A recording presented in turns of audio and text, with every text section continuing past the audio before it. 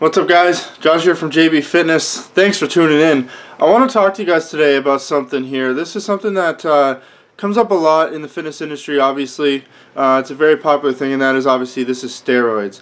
So I'm a pretty big guy. I'm not a huge guy by any means. In my town, I live in kind of a small town, so there's a lot of people that go to gyms. We have like 3 or 4 gyms in my town. There's a lot of people that go there, casual gym goers, just like every town, but we have a few really big guys. I would say not to be arrogant, I'm one of the stronger guys in my city, only because there's not a lot of people in this town, so there's not a lot of people to focus on powerlifting, strength training, or anything like that. So if you do the ratio, like in big cities, there's a lot more general fitness or bodybuilders than there are powerlifters. I would consider myself more of a powerlifter. I have done some CrossFit workouts just for the cardio, but steroids are always a popular thing people always want to ask, especially for a guy. You know, I lift a fair amount of weight, not a great amount of weight, but a lot more than a lot of people in my city would have seen. And a lot of people are always so quick to accuse of drug use, taking steroids. And that's kind of what I want to talk about today. And it's not, you know, first of all, do I take steroids? Absolutely not. I completely against it. I have a lot of health problems as it is. Mainly affecting, like, it's a joint. I have a form of arthritis. I'll make another video about that.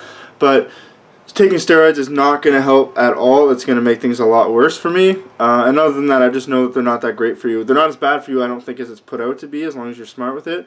But it's not something that I am willing to do. I like to do things naturally. Now, talking about steroids, that's kind of something that it's a very sensitive subject. I think a lot of people take steroids that you wouldn't think take steroids. That's the thing, is you see a big guy in the gym. People have this mentality now that they've cracked down on football and baseball and professional sports about steroids, that now because you do something in the gym or outside of the gym that they can't, you're cheating. And it doesn't even mean just steroids. It can be anything outside of the gym. You know, it doesn't matter. Even I can't think of an example, but if you do something better than that person's going to automatically think that you're cheating. And it's kind of a stupid way of thinking about things, to be honest with you. I see a lot of videos, like I love to watch like bodybuilding videos and powerlifting videos, and it's funny because you see someone, you know, like Eric Lillibridge or Dan Green do a ton of weight on deadlift, squat, bench, doesn't matter, and he's cheating. You see sprinters, you see swimmers, you see baseball players, football players, it doesn't matter. You see bodybuilders, and it's always the steroids did it, the steroids did it, and that's bullshit. And I mean, obviously, there's no denying the fact that taking steroids does help you lift more weight. There's no denying that, and I would never, ever deny that those would help. They do give you an advantage. Do they give you as much of an advantage as people think they do? Probably not. I know a guy who I used to be really good friends with. He was very strong, a lot stronger than me. And he was like I would say about a 500-pound deadlifter, 400-pound squatter, and 500-pound deadlifter, 400-pound bencher, and probably 5+ pound 100 squatter. He started doing roids, and he got about a 50 to 100-pound increase on all of his lifts. Not so much on the bench. He had a wrist injury, but that doesn't matter. And obviously, that's different when you translate over to powerlifters, bodybuilders, and stuff like that.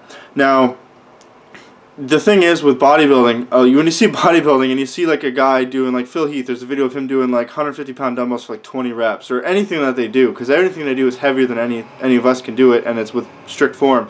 People always say, oh, it's the roids that did it. He wouldn't have done it, he couldn't have done it without the roids. And that's the stupidest thing, because these people, you people have to understand, these people are genetically superior to me and you. They're not like me and you who can just go to a gym. Like, these people have, you know, a lot of these people played basketball or didn't even work out and had naturally a big frame. Like Phil Heath never worked out. He always played basketball, but he somehow got into bodybuilding because he realized he had the genetic potential. Some people are just genetically superior to what they do. If you look at Olympic lifters are the worst, because obviously, you know, I think in a lot of cases they do take roids, but they're genetically superior to me and you. I'm like 6'3", and even if I took roids, there's no way that I'm going to beat Ilya Ilyian's fucking, I think he's got a clean and jerk record of like 242 kilograms. It's not, it just doesn't happen. He's got the perfect physique and the perfect build of his body for doing those kind of things. He's got short femurs, short legs, he's a short person, so he's got a huge advantage. I'm taller, I'm not going to have that advantage. Now, that doesn't mean that anyone who's in his height range can do that either with roids. You have to have the work ethic, and you have to still have the genetic potential. I'm pretty sure that most Olympic athletes and Olympic champions, their parents were also champions. They bred the champion, and these people spend their lives doing it. we sit in desks all day and do nothing, and then we go to the gym, and then we accuse other people of cheating. And it just frustrates me seeing these comments on YouTube that, you know, say that these people could not have done what they're doing without roids. Now, obviously they help. Maybe they couldn't do that amount of weight with roids, but maybe 5% increase.